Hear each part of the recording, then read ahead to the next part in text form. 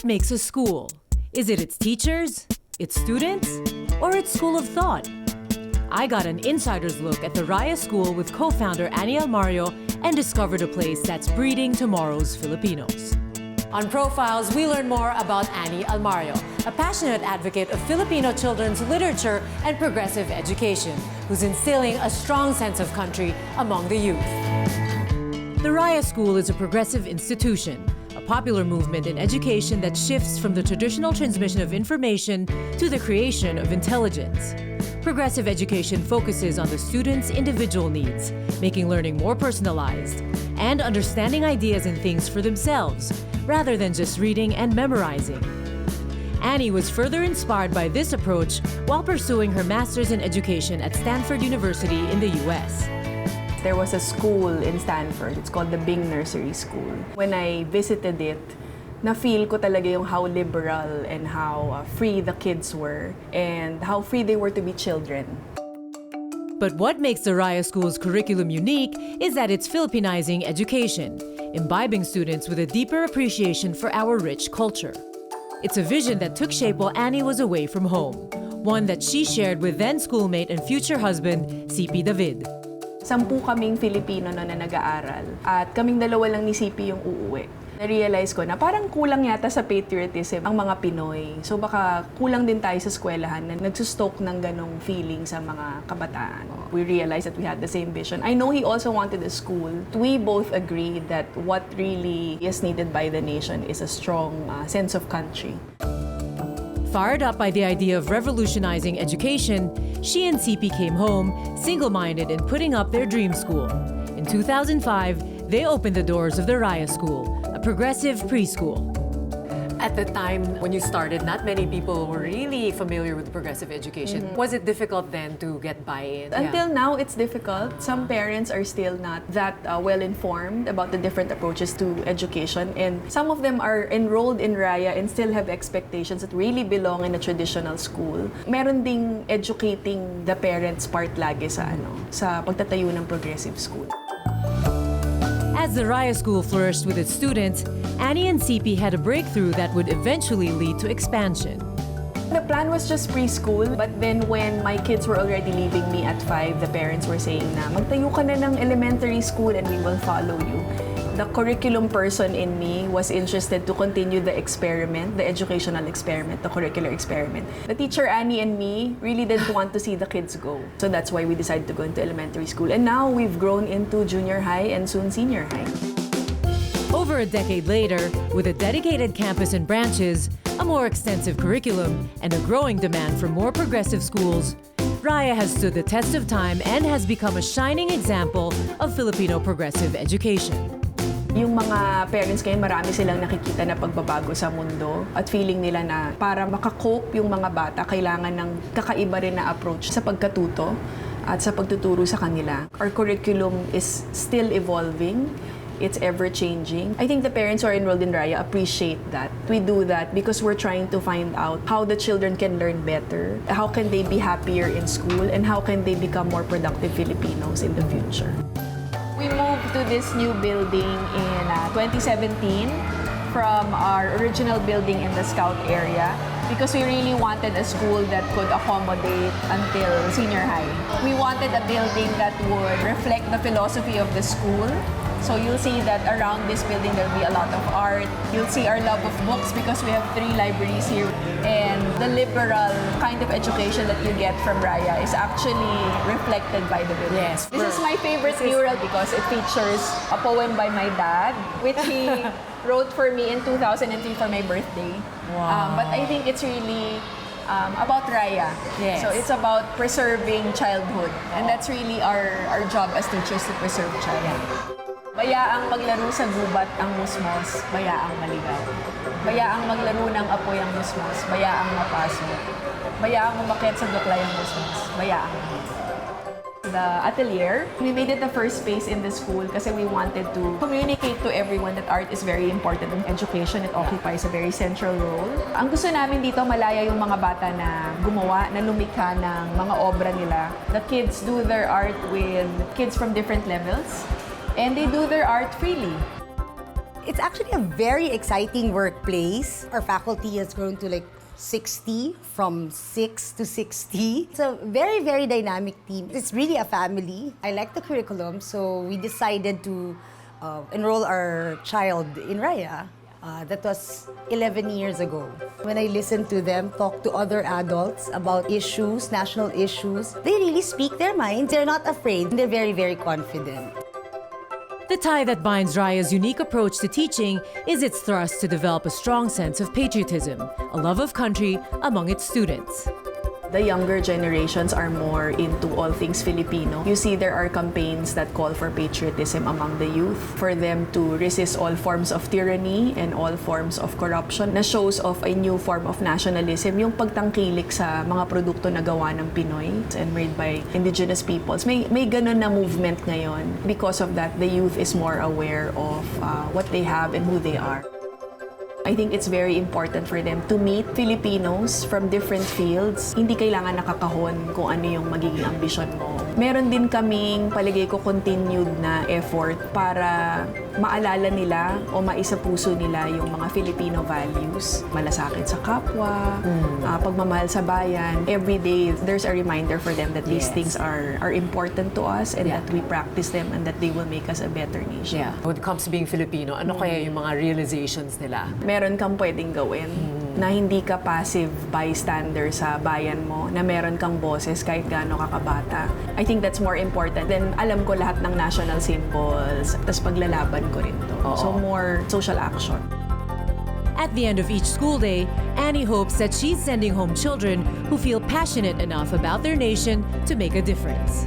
You know, recently, my first batch of grade 6 kids, now they're going into different universities. Some of them took the time to message me privately. Teacher Annie, I got into this school and I want to tell you that it was Raya that made me realize that I can be anyone I want to be.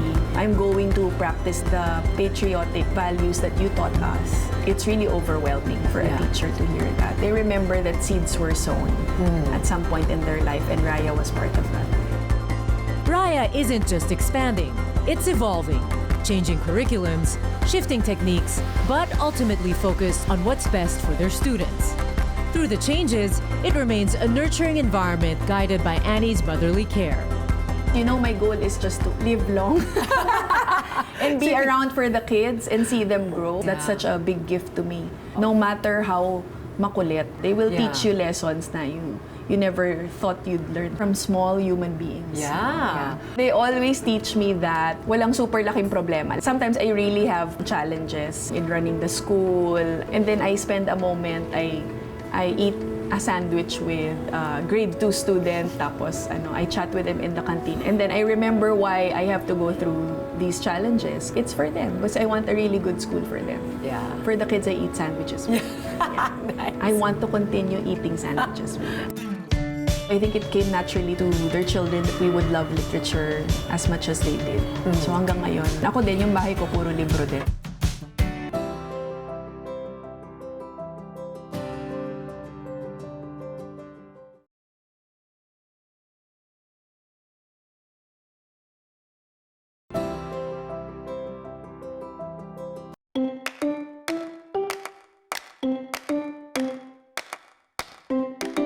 Among my favorite places at the Raya School are the libraries, filled with impressive collections of books.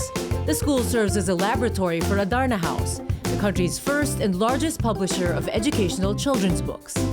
In Raya, another priority is making sure students have a healthy appetite for reading. It's not surprising, after all, Annie grew up surrounded by literature and the influence of her father, National Artist for Literature, Virgilio Almario. Annie, what was it like growing up in a household with a father who's a national artist for literature? It was very interesting to be raised by tatay and to be around tatay and nanay, actually. It was a house full of books. They were always reading. I think it came naturally to their children that we would love literature as much as they did. Ako din, yung bahay ko puro libro din. Siyempre, yakag-yakag din niya kami sa Adarna. Si tatay, dinadala niya kami pag Sabado. Tapos yung quality time ay pwede kami magbasa sa Adarna. It was this passed-on love of books that made Annie begin to read not just children's books at a young age, but anything she could get her hands on. It's funny kasi ngayon parang uso yung, 'di ba, yung age appropriate. Pero actually, ako growing up, hindi kami sinisensuring. We would read adult books. I think what was important was that nanay and tatay would be around to explain to me or to answer my questions or explain concepts that seemed unclear. Do you remember a particular book that maybe that the time you're reading it na curious ka? Basta ang pinaka naalala ko ay binasa ko yung To Kill a Mockingbird ng grade 5. Tapos hindi ko naman super naintindihan. Nagustuhan ko yun na bukas yung library nila for us to explore. Parang, Oo. And then to develop our own literary taste. Annie says one of the other perks of having a poet for a father was her exposure to the intriguing world of writers. The non-age appropriate activities continued to that, pati sa poetry reading na may kasamang drinking sessions. Kasama din kami. Ang saya! Kahit na super bata pa kami. Nanunood kami ng mga play na hindi Ingles o Filipino sa CCP kaya hindi ko na naintindihan. Pero kay tatay mahalaga na pagdaanan namin yung mga karanasan na yon. Annie is truly grateful for a childhood filled with so much inspiration and imagination. It was a kind of wonderland of creativity and learning. When I was young, I thought that was amazing na my dad worked in a place where there were puppets and storytelling and art workshops for kids in the summer. I liked talking with the artists. That was very fun. So it was no surprise that I wanted to join Adarna. It also comes as no surprise that Annie's Raya School and her father's Adarna House are kindred in spirit and purpose. It's so fascinating how the philosophy of Raya really complements Adarna House. Yes, right? it's an extension actually of Adarna. Yes. The two institutions are so aligned in terms of the value it puts on the national language, on our culture, on our history, on developing a sense of country early on. Sa perspective ni Ate Ani, pagdating sa pagiging isang publisher, hawak niya yung kakayahan ng isang publisher, yung ability to curate literature, at yung perspective ng isang educator na nagpapalaki ng mga bata na tinuturuan nila. Pag pinaghambing mo yung dalawa na yun, nakaka-produce ka ng kakaibang insights talaga. Yung mga libro na pinoproduce namin of high literary caliber and of high pedagogical value. So yun yung nagiging sync nung dalawang institusyon na yun at makikita mo yun dun sa ate ko. How do you feel knowing, I mean, somehow it's like an extension of your dad's legacy, your parents' legacy, itong Raya? I feel happy and proud, and I hope they're also proud and happy that I'm sort of extending their dreams. Kasi I don't think they're just personal dreams. They're really dreams for our country. Aside from taking the lead at the Raya School, Annie also helps manage Adarna House along with her siblings. What's your vision for extending or developing Adarna House further? We really want to provide quality reading materials in Filipino by Filipino authors and illustrators for children of all ages. We also want to come out with more intermediate age novels and young adult novels for older kids. We just want Filipino kids to have a whole range of literature in Filipino and by Filipinos as they're growing up. Kasi I didn't have that. Nag-hope ako na makabuo kami ng maraming nobelang pambata para lang matugunan yung gap na yon. Natutuwa ako kasi pag sinasabing children's book publishing, hindi na lang Adarna, dumadami ang author, dumadami din ang ilustrador, kaya maunlad na maunlad ang panitikang pambata. Annie is also delighted at how children's books are now expanding in their range of topics, exploring unconventional family setups and real-life issues, opening children's minds to a wider scope of understanding. And one of the perks of being a Raya student is getting first crack at this rich, diverse collection of literature. When we have new products, actually, the Raya kids are the first to read them. Kunyari, illustrations pa lang, hindi pa siya libro talaga. We have the kids test them. So they look at them, we record their comments, their feedback about the illustrations. Sometimes a story before being published is read to the kids and we get their feedback during storytelling. Lab school naman talaga kami. Okay. So dito rin tinitest. Dito kinikid test yung mga produkto ng Adarna. In this digital age, magazines, newspapers, and even books have begun to lessen their hold on young people, giving way to a vast and more accessible online experience in terms of content. Ang bata naman, basta pinakitaan mo siya ng magandang kwento, mawiwili siya gaganahan siya magbasa. Ang kailangan naming gampanan na katungkulan bilang publishing house, siguraduhin na buhay pa rin yung mga kwento na yun sa digital na format. We shouldn't feel that technology jeopardizes learning because it advances learning and it increases motivation and student engagement in a lot of situations. But I think as parents and as teachers, we should also know how to help the children regulate themselves in their use of technology so that they don't lose the other aspects of their childhood and lose the other aspects of growing up. Yung parang you have to be able to relate to real people face to face. You have to be able to play outside kasi gusto mo na malawak yung karanasan nila. This is exactly what you'll notice as you walk through Raya's campus, a community of children getting a hands-on experience of the world around them. Mahalaga na may wika at panitikan na maraming encounters with the national language hanggang sa tertiary level. Mahalaga yung wika sa pagkatao natin.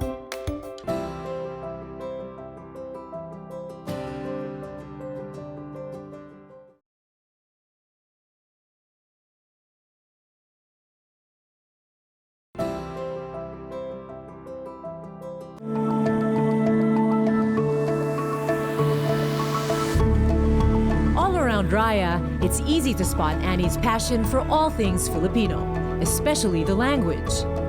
Annie is concerned about the 2018 Supreme Court ruling that Filipino and Panitikan will no longer be included as core subjects at the college level. It's a sad turn of events for me as a Filipino advocate. Mahalaga na may wika at panitikan na maraming encounters with the national language hanggang sa tertiary level. Mahalagang may ganong opportunities o na maraming opportunities kasi mahalaga yung wika sa pagkatao natin. Repositoryo ito ng diwang Filipino at ng kulturang Filipino. Kaya kailangan itong pinagyayaman, kailangan itong matutuhan hanggang college. They assume the students learn enough about Filipino literature and language from K to 12. Ito nga ba, do you think this is true? Are we adept enough? It's never enough. Dapat mas marami silang inkwentro sa wika at dapat habang tumatanda sila at lumalaki, tumataas din yung antas ng diskurso tungkol sa wika. So hindi tayo aabot dun sa full intellectualization ng wikang Filipino kung hindi siya tatalakayin kapag matatanda na at mas mature na yung isipan ng mga mag-aaral. Kaya importante talaga siya sa tertiary level. But Annie remains optimistic. She believes that despite the challenges, there's no danger of Filipino becoming obsolete. That's why she's taken it upon herself and Raya to remain vigilant in protecting and propagating the language by breathing new life to it in every new lesson, keeping the spirit of nationhood burning among its students. Yung battle cry nyo nga sa Raya, you always say, kaya kong baguhin ang mundo. Totoo.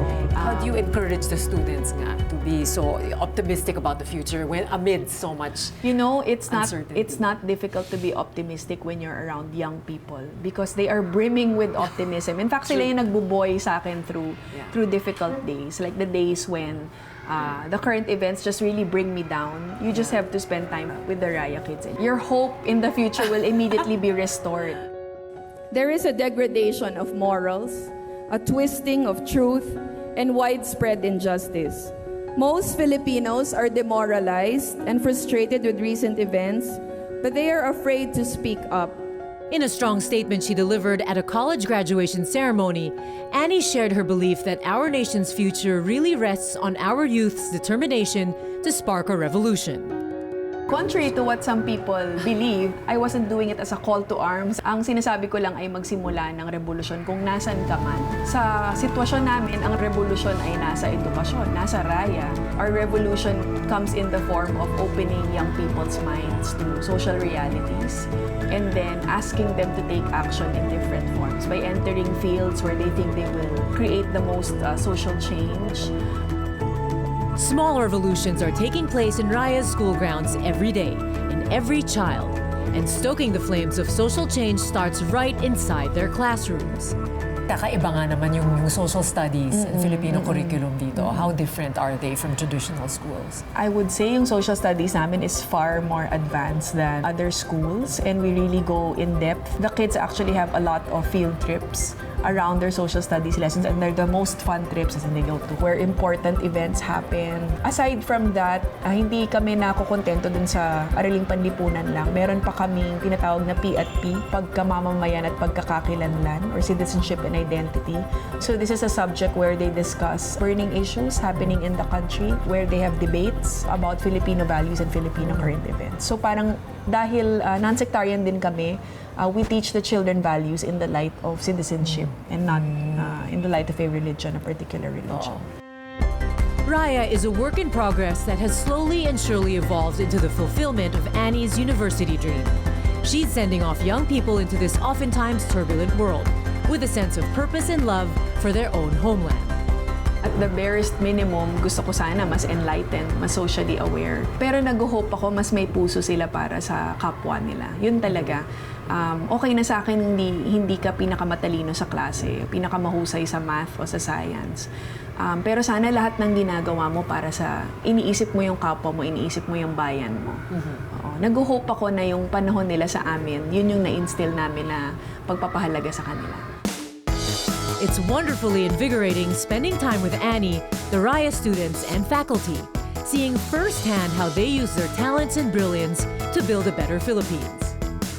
Annie's mission to raise compassionate, patriotic citizens inspires us to be excellent Filipinos ourselves, to be the truth and hope we seek, especially in these trying times.